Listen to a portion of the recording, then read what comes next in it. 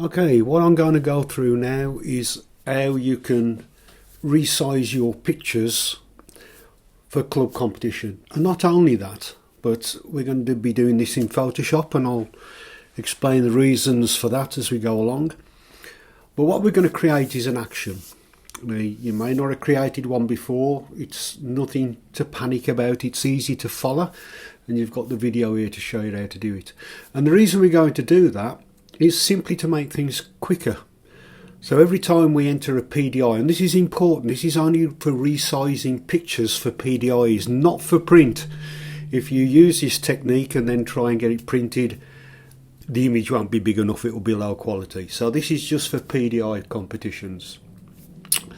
So when we create an action, it will basically, it's a bit like a tape recorder, it will record everything I do to an image, and then you can use a playback button so that it does it all for you in just one click, which is much better, obviously much easier, so you haven't got to keep doing it for every separate image. So what we've got to do is to work on a landscape image such as this, and also we need to create a separate action for one where the image is portrait or it's longer.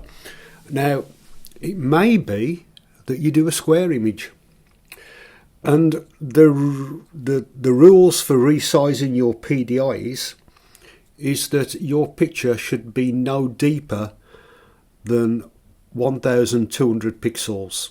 So that pixels is the measurement that we use for pictures on the screen. So that's the size, that's the maximum size. So therefore, if you've got a square image, it's the depth that's going to be important, the height of the image, not the width, because obviously if you resize it to 1200, it's going to be 1200 wide if you're doing a square image. However, if you was to do 1600, which is the maximum size for the width, then it would be too deep. So it'd be 1600 high. So if you're doing a square image, always make sure that you'd have to do that manually, or you can use the action for the one that we're going to do for an image like this, where it's portrait, and then it will resize it exactly the same. So you only need the two actions to do any sort of image, whether the square, whether the portrait or landscape. So let's start then. So let's work on this one first. So this is obviously a landscape image, so it's wider. So what we're going to do now is to create an action. Now on the right hand side of the toolbar, you may have and you may not have a little triangle like this, and these are the actions. That's how to access the actions. However, if you haven't got that, if you go to Window on the menu, you will see that all the things that can appear on the right hand side are on this list. So if I want actions, if I click there, it will automatically open it, and you can see that I've already got quite a few actions there. Now you will have default actions already there, and I can close those with the little tabs. Any I've got there I can close with a tab. So these are default actions, we're not going to use those, we're going to create our own. So the first thing we need to do is to create a new action and to give it a name. And to do that, we click this little plus at the bottom there, the bottom of the palette box. So we click that and it comes up with a name. Now do name it, because you won't know what it's for if you don't. So I'm going to call this one, depends what you want to call it, Comp PDIs and Landscape.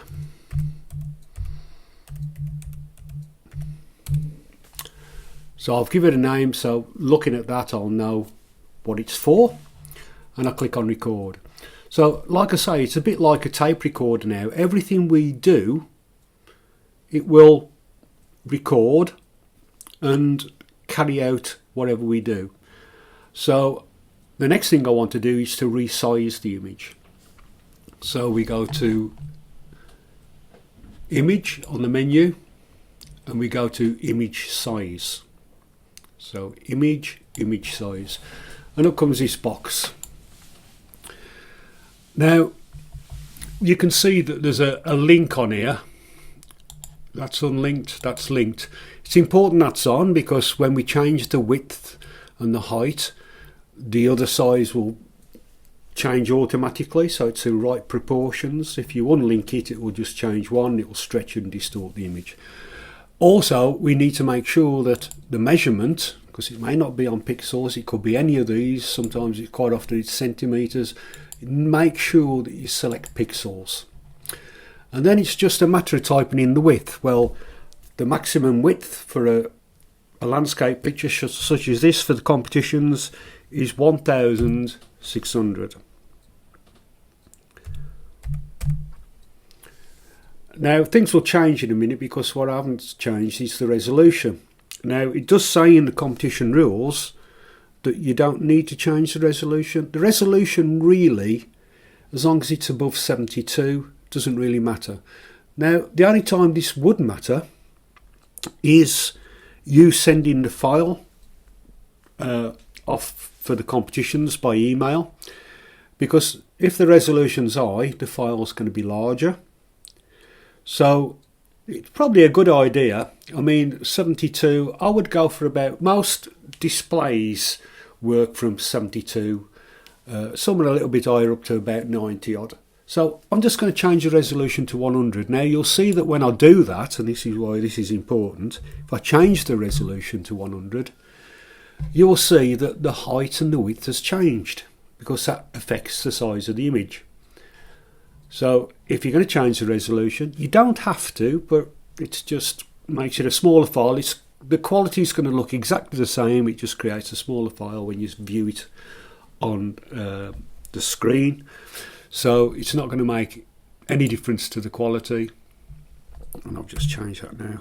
Let's type it in again. 100. There we go. And then I need to click back in the width and type in 1600. So if you do that, do the resolution first and then type in the width. So remember, everything we're doing now is being recorded. So all those measurements have been recorded in the action. And I click on OK. And it's not time, you can take as much time as you want, that doesn't matter.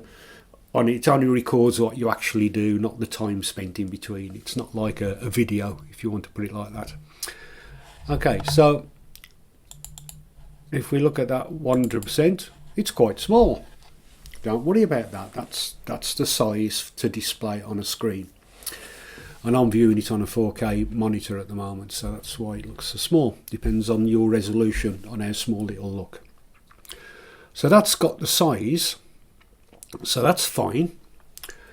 Another thing we need to check is that it's the right mode. So by that, if I go to image, sorry, it's edit. If I go to edit, we need to click on convert to profile. And we need to check that the profile is sRGB. Now in this case it is, but it may not be. It may be whatever your camera, you take your images, what settings you've got. It could be Adobe, RGB or whatever. Make sure it's sRGB, because that displays the best on a screen. So when you click on there, you'll see a big long list. I've got loads, because I've got ones for different print papers and whatever. But you will find this towards the top, sRGB. Make sure that's done. And then click on OK. That's all you've got to do.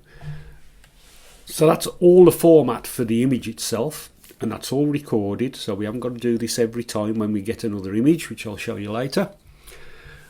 But now we have got quite a dark image, and with a dark image it's a good idea for the judge to have a little white line going around the edge, a little border. And the reason for that is if they're viewing it on a dark background, they can't see where the image ends, or it just blends into the background and they can't really see the size of the image. So it's always a good idea to put a border on.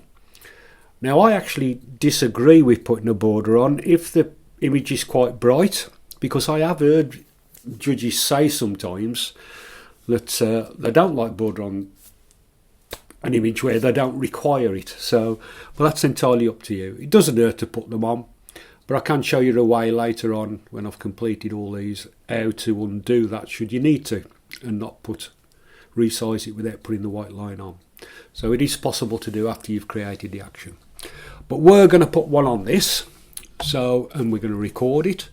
So we go to select all on the menu, and that will put a little line around the image, and then we go to edit and we go to stroke.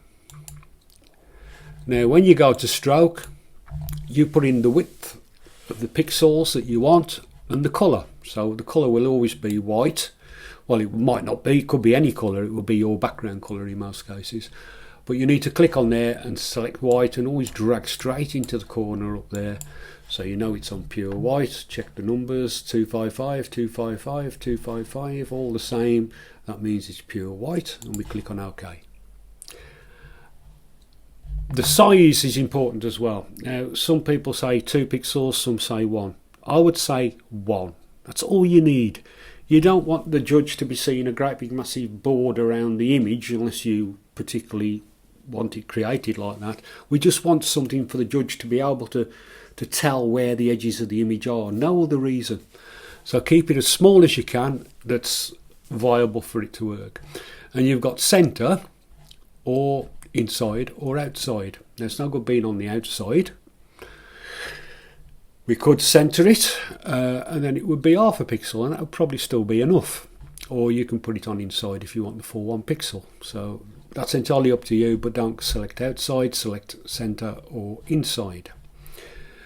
I'm going to leave it on centre because I like mine quite small. I'm going to click on OK and then go to select, deselect, and you can see that border's quite visible. Doesn't need to be any thicker than that, and that's all the judge needs to work out your dark images.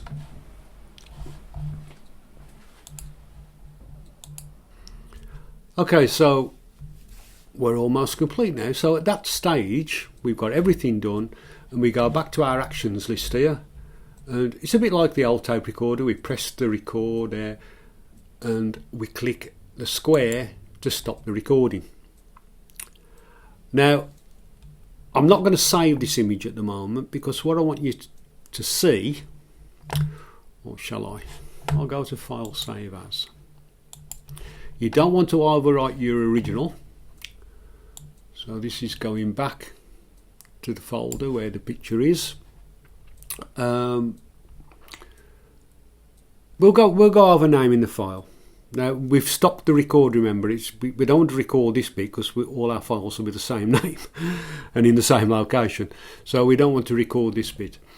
But naming the files is important as well. So you have 2 entries, 1 and 2, and that's what you put. So this is my first entry. If I want it to be in the first half of the judging, I'd put 1. If I want it to be in the second half, I'd put 2, but you've got to put 1 and 2. You can't have 2 2s or 2 1s. So I'm just going to call this number 1, and then you give it a name. So I'm going to call it Barn Owl in Flight. And that's all you have to do now. So it's the number, the space and the title. Don't put your name on there, you just leave it as that. Make sure you're in the location where you want to save it. Now it may be a good idea to go to wherever you got your folders and create a new folder and call it competitions. Now I'm using a Mac, but it's very similar on a Windows PC. Same method. We click on create, and then I can create another folder in here called Comp1 or whatever competition it is. And then we check everything. We check that the format is JPEG. So if it's not, you need to make sure it's selected as that. Now if you can't see that, it's because I've gone to save as. You would probably be better going as save as a copy. I've changed the format of my Photoshop so that when I go to save as, I get the option to save it as a JPEG. But that doesn't come up by default. So if you go to File, Save as a Copy, if you have a problem, then you can change it to a JPEG. If it's already a JPEG, it doesn't matter, of course, it will have JPEG on there no matter what. But always do that. File, make sure you go to save as a copy. Okay, so we've got all that done now, we just click save. Now, I was going to do that last after I've created the actions, but we've now done that. So make sure that it's on large file, it's on maximum, and click on OK. So that one now is complete. I can close that one. Now we're going to do the portrait one. So roughly the same. So we've got our action there now for compound landscape. So now we want another one. So I'm going to click the plus again and I'm going to create another action, and I'm going to call this what did I call the other one? Comp PDIs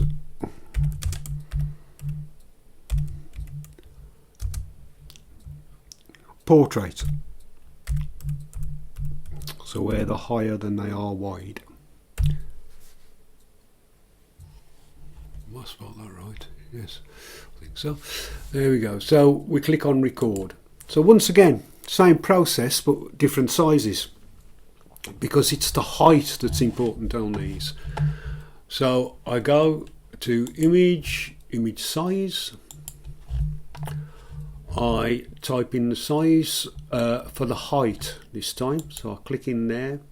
The resolution on this one is already 72, so it's been saved for the web before, so 72 is fine. I said 100, but it doesn't matter. 72 upwards will be okay on all the screens and displays that are used in clubs. So the height 1200. We check that the width, this is where I was saying about square images, we check that that doesn't exceed the width of any club competitions. It doesn't, because if you've got a square one, it may do just a little bit, so you've always got to go with the height for a square image. But you don't have to create another action for that, because all you have to do is to use this one for the portraits, and then your square images will be the right size. So I click OK on that, that bit's done. And then I go to select all. Oh, there's something else I haven't done, so I need to go to edit. Just check that I think it's probably right, but again, I need to do this. Convert to profile, make sure that you've got sRGB. If you haven't, it's worth clicking on another one and then clicking back on sRGB to make sure that it changes it.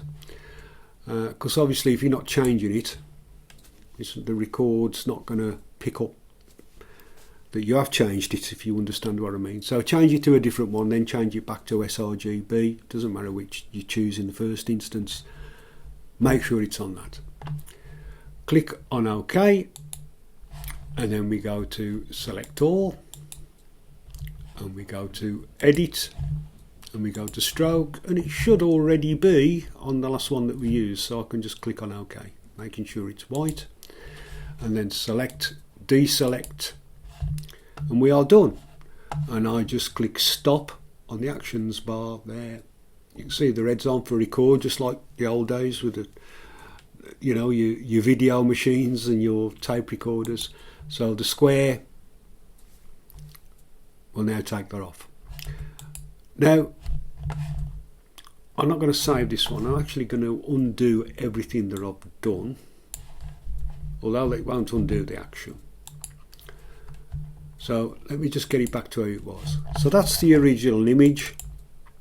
So let's say in the future that you open up your picture and you want to enter this as a competition. You look at it and you say, is it landscape? Is it portrait? You say it's portrait. You go to your actions, which are on here, and we click where it says comp portraits. We click on that and we click the play button, and now it does everything instantly.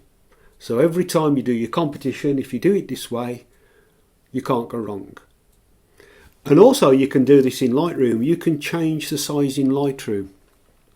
And I'm going to be honest, I wouldn't do it in Lightroom. And the reason I wouldn't do it in Lightroom is basically I forget.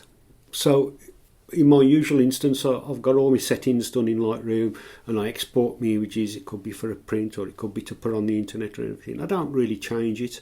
It's always the same. But then if I change it to do these and I resize it and I forget, and then next time I'm exporting images and it's resizing them, making them small, and I've exported them, and then I come to print one and it's the wrong size. Doing it this way, that's not ever going to happen. It may be that you're not as forgetful as me.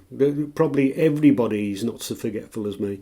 But it's really important because it is easy to do. I've done it before and I just think, I'll just do it in Photoshop. It's much easier, no problems whatsoever. And it also teaches you to use a program a bit and just to see how easy that action is. And nice and quick. Load your image up, click the button, press play, and it's done instantly. Then all you've got to do is to save it and put it in the correct location. Okay, so I hope that helped and gives you a little bit of insight on how to do that in Photoshop. The important thing is though, if you think, I don't want to play that, I don't want to start doing that, all you've got to do is to do it without the action. You can go through and manually put all the settings in if you want to do it that way. But if you do an action, it's a lot quicker, a lot easier for all your future competition pictures. Okay, that's all from me for that.